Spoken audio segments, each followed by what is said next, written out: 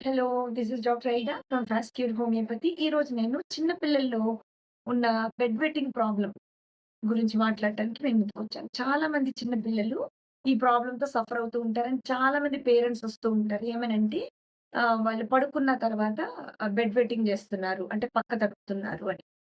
ఇది జనరల్‌గా ఏమని చెప్తారంటే పేరెంట్స్ నిద్రకి వెళ్ళే ముందు వన్స్ ఆర్ ట్వైస్ వాళ్ళు బ్లాడర్ ఇవాక్యుయేట్ చేసిన అంటే వన్స్ ఆర్ ట్వైస్ వాళ్ళు పడుకునే ముందు వాష్‌రూమ్‌కెళ్ళొచ్చినా కూడా మళ్ళీ in the midnight or early morning అవర్స్‌లో వీళ్ళు పక్క తడిపేస్తూ ఉంటారనమాట. సో, ఇది చాలా ప్రాబ్లమాటిక్‌గా ఉంటుంది. అండ్ ఎస్పెషల్లీ ఇక్కడ ఎంబారసింగ్ ఉంటుంది. అక్కడ నలుగురిలో వెళ్ళినప్పుడు, రిలేటివ్స్ ఇంటికి వెళ్ళినప్పుడు ఇది చాలా ఎంబారసింగ్ సిట్యుయేషన్ అనమాట.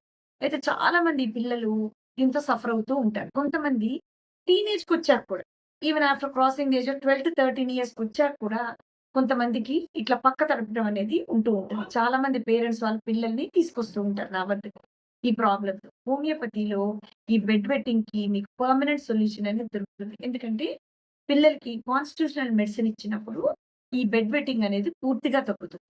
దీనికి సరైన కారణాలనేవి పూర్తిగా మనకి తెలీదు కానీ జనరల్‌గా పిల్లల్లో కొన్ని రకాల భయాలు అంటే below the age of 10 years వీళ్ళు కొన్ని కొన్ని ఆహ్, టెన్షన్స్ అంటే స్కూల్లో జరిగే ఆహ్, రకరకాల యాక్టివిటీస్‌లో పాల్గొన్నప్పుడు గాని లేదా సమ్ కైండ్ ఆఫ్ ఫియర్ సబ్‌కాన్షియస్‌గా వీళ్ళకుండి కొంతమంది పిల్లల్లో అలాంటి ప్రాబ్లమ్ అనేది డెవలప్ అవుతుందనమాట.